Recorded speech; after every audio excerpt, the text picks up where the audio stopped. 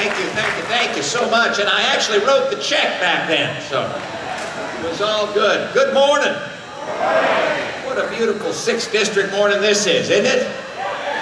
It is so wonderful to be back in the 6th District. I can't tell you how happy I am to join all of you today on this wonderful, wonderful occasion.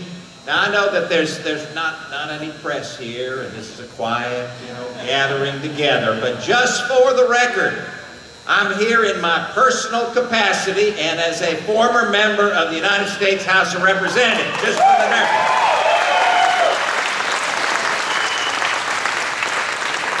And it is great to see so many old friends and familiar faces. I'm so pleased to be joined by and join Sonny Perdue, former governor and an individual with whom I served in the state Senate. He's a wonderful, wonderful gentleman. He's going to come up in his personal capacity as well and kind of talk about what needs to be done here in the 6th District. The greatest district in the nation, you know. Did you know that? Now, y'all gave me the honor of representing the 6th District for a little over 12 years. And the 6th District has a storied history and a storied past. Johnny represented the district from 1999 to 2004. Before then, it was Newt from 1978 to 1999. And those gentlemen represented the district sincerely and diligently and honestly and faithfully. And that's exactly what Karen Handel is going to do.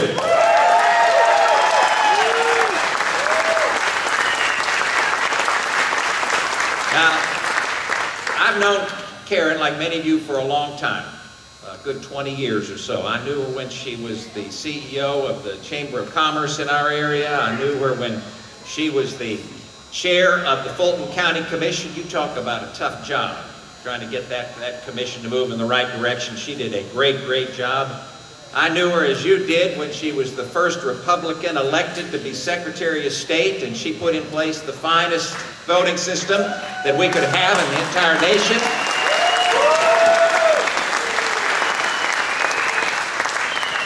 But more important than all of that, maybe, is that having represented this district for a little over 12 years, I know a little bit about the 6th District. I know the incredibly good people and honorable people that populate the 6th District. I know about their patriotism and their love of country.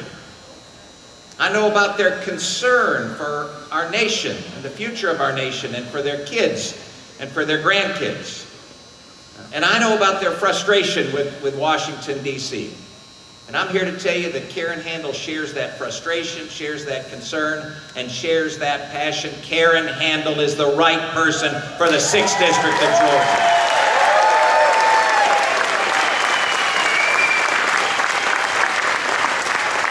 Let me just give you a couple reasons why. You all want some lower taxes, right?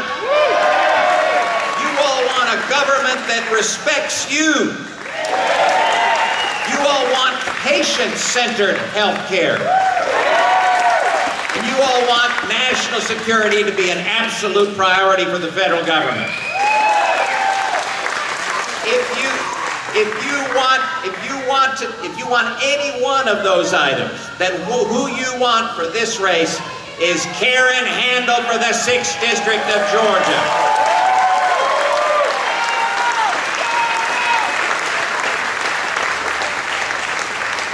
Now, you all know that vacancies in the House of Representatives can only be filled by an election.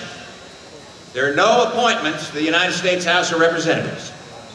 And this has been one crazy race, has it not? I'm telling you, the money is crazy. The out-of-state money is crazy. Some of the views from our friends on the other side are crazy. Which tells me we've got to have a crazy high turnout for election on Tuesday for Karen Handel.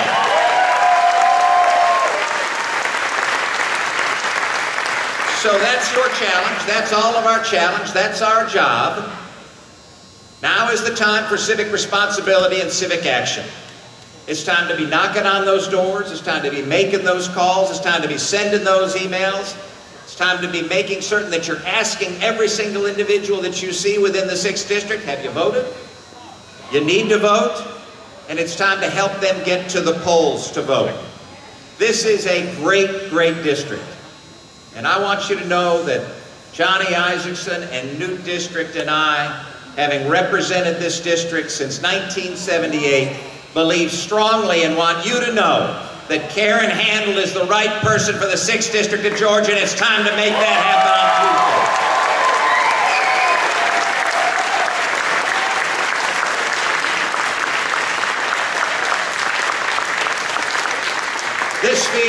This feels just like home, because it is home. One of the individuals that I have been privileged to stand shoulder to shoulder with and arm with for now at least 20 years, to try to make certain that Georgia moves in the right direction, to try to make certain that the nation moves in the right direction, is a fellow that I had the privilege of serving in the Georgia State Senate with, an individual that I had the privilege to stand next to as he was sworn in as Governor of the great state of Georgia. Please join me in welcoming my friend and your friend, Sonny Perdue.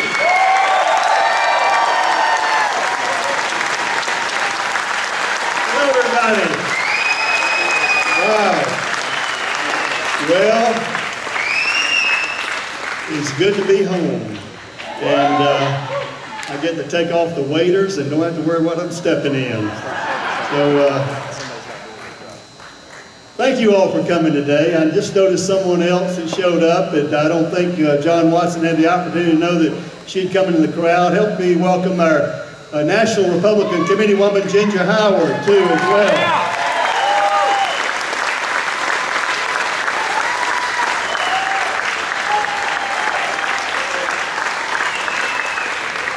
I am honored to be here today to be with you in the 6th District here, but mostly to be back in my home state of Georgia. And I want to just take you back, you know, my purpose here is again to introduce Karen Handel, but will you give me the liberty of just sharing a little sentimental moment here today? 20 years ago, I was President Pro Tem of the Georgia Senate. That was 1998. Most of you know I was the Democratic President Pro Tem of the Senate. And these folks coming in reminded me today why I'm a Republican today.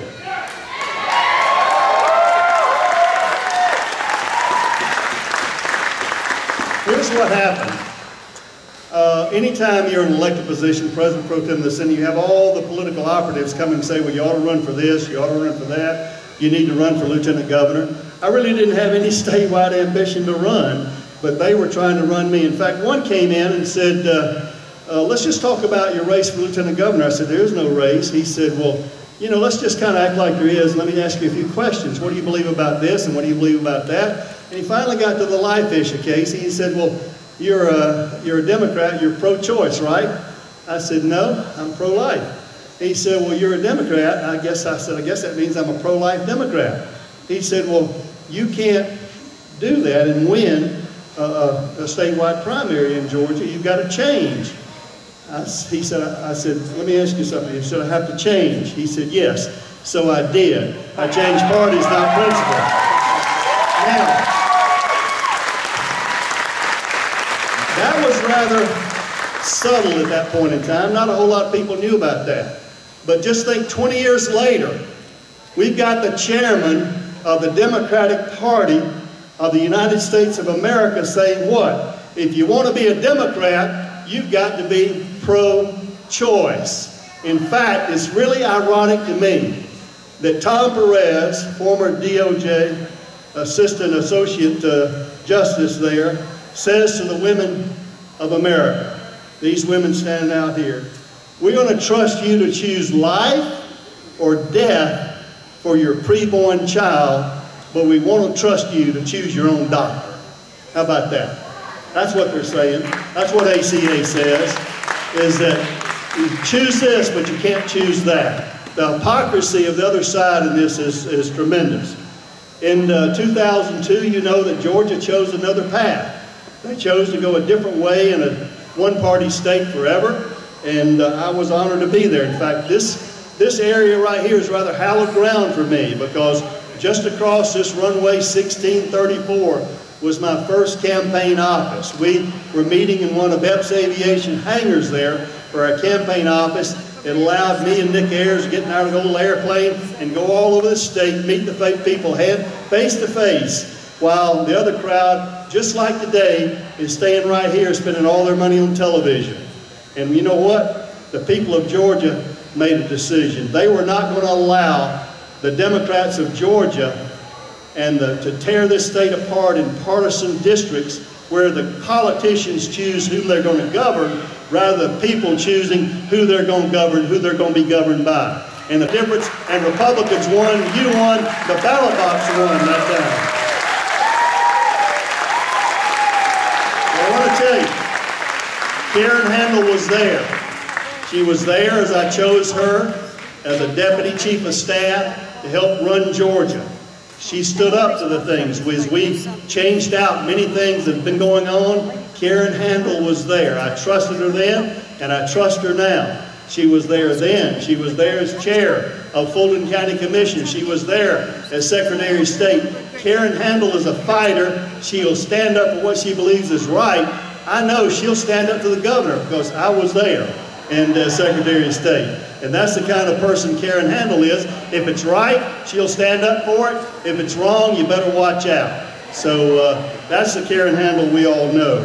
And folks, I don't know about you, I used to sing a little song as a child about no turning back. Are we going to turn back?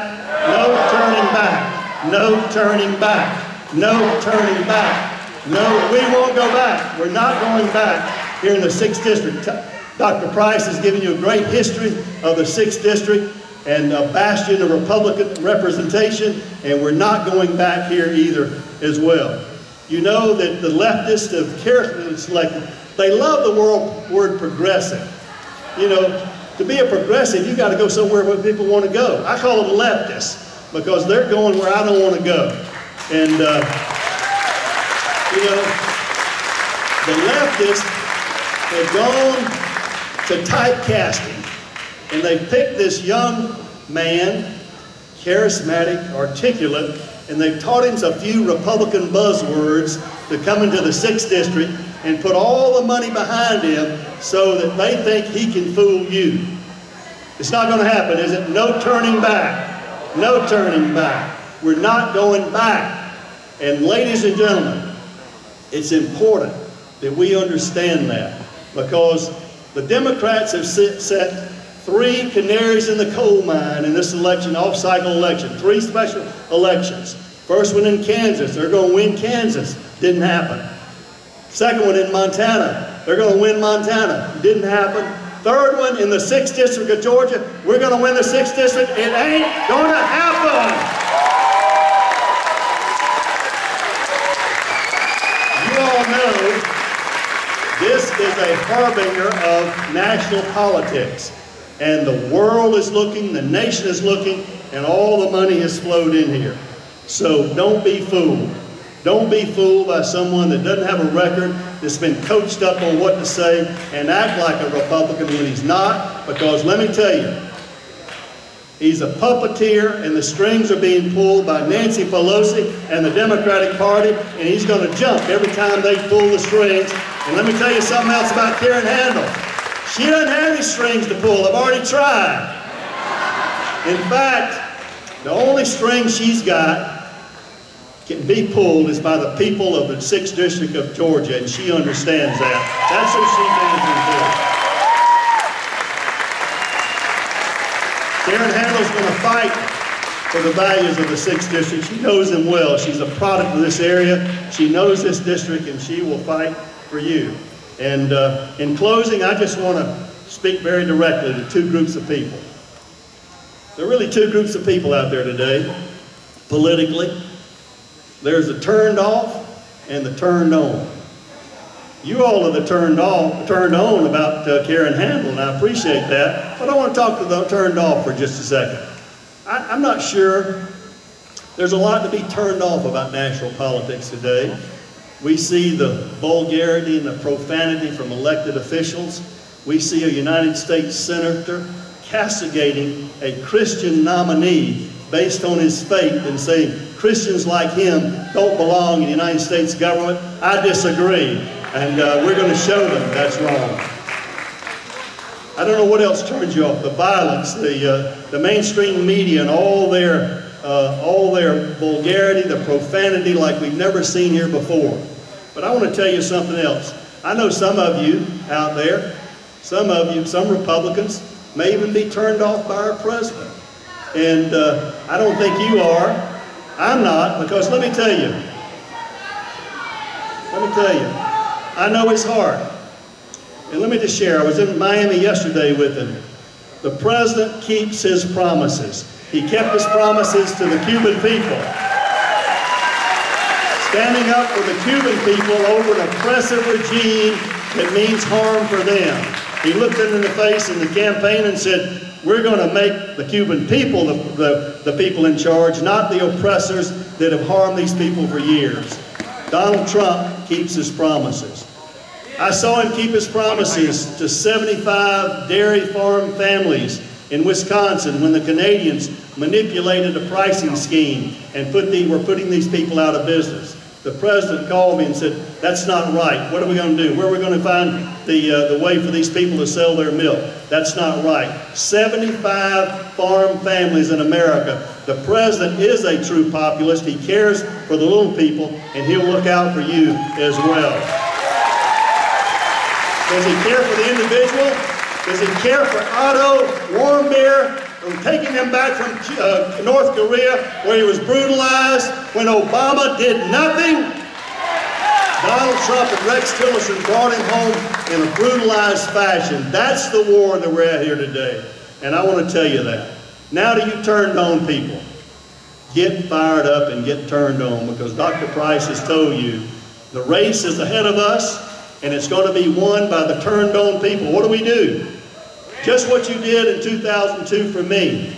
Every one of you has a circle of friends. You've got your contact list. Get out of here today, turn out on Tuesday, go to your contact list and say, look, you've got to get out of your house, you've got to get to the polls on Tuesday. It's that important for America. This is a race for the heart and soul of America, and I want a fighter like Karen Handel representing the views of the 6th District. There's a lot of conversation about sending a message. The people of the 6th District can send a message today, and they should send a message. Send a message that democracy cannot be bought in the 6th District of Georgia. You can send a message by sending Karen Handel to Congress, who will send a message to anyone who opposes the freedom and liberty of America. She will work for you. Welcome, Karen Handel.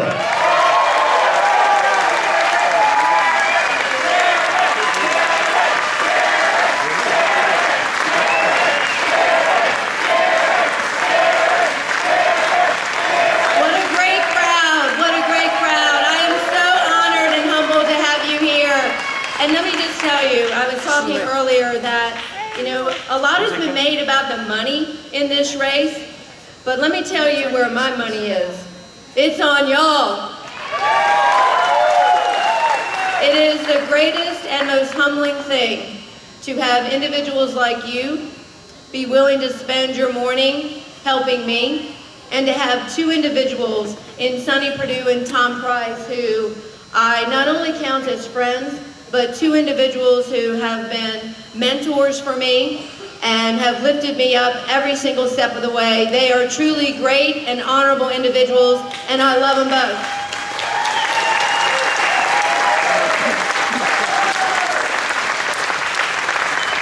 Now, in case you haven't heard, we have an election on Tuesday. And let me tell you what it comes down to, ladies and gentlemen. It's the difference between my opponent, who likes to talk about what he's going to do, and me, someone who has actually done it.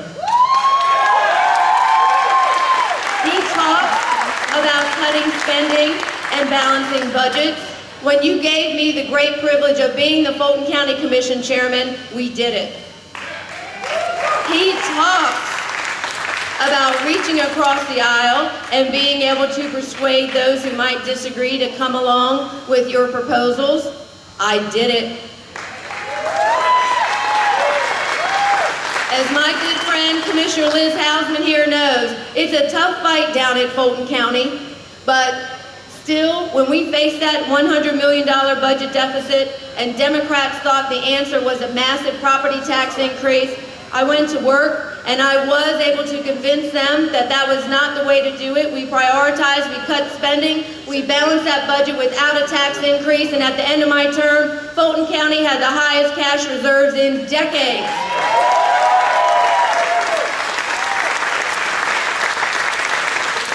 My opponent keeps talking about, quote, rooting out corruption. Not really sure what that means, but I've actually taken on corruption and won. When then Sheriff Jackie Barrett misappropriated $7 million of Fulton County taxpayer money for an investment scheme with one of her friends, I said she wasn't going to get away with it. Working with Sonny Perdue, we were able to get her out of office and recover almost every penny of that $7 million. As Secretary of State, photo ID had languished. I was told there was no way we were ever going to get it done. You know, got it done. And today, photo ID stands in Georgia as a model for elections integrity. Disturbingly, my opponent thinks that the answer to fighting terrorism is sending a film crew to the front line. Who are veterans in the room? Raise your hands. Ladies and gentlemen, they are the front line, right there. Every man and woman.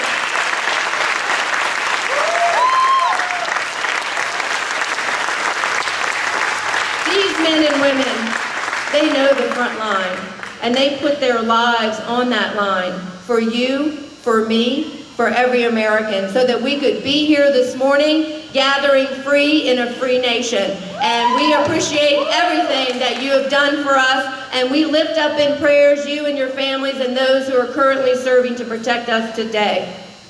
Now, as we come forward into Tuesday, this election is close right now. But I told you my money is on you, and here's why. The people of the 6th District, they are not about to let Nancy Pelosi or the people of California, New York, and Massachusetts tell us who our next congressman is going to be. We're going to show up on Tuesday, and we are going to rock Nancy Pelosi's world.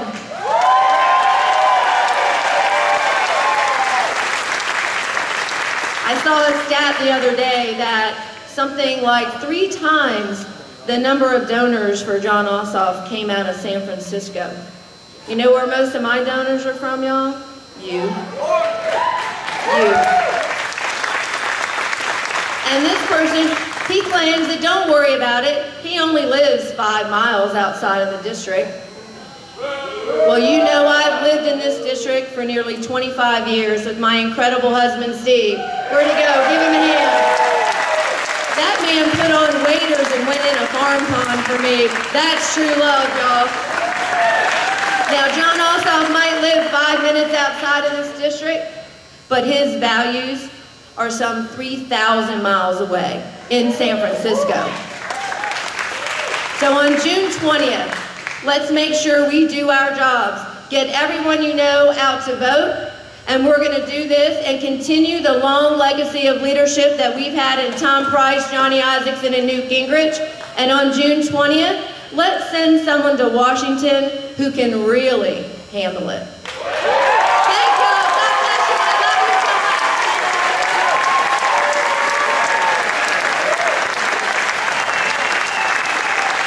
Thank you, Karen. All right, let's go.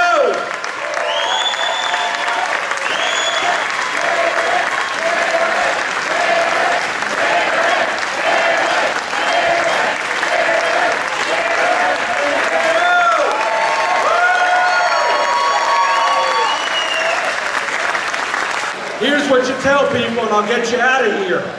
Karen ran a government. Karen ran a business chamber. Karen ran an agency.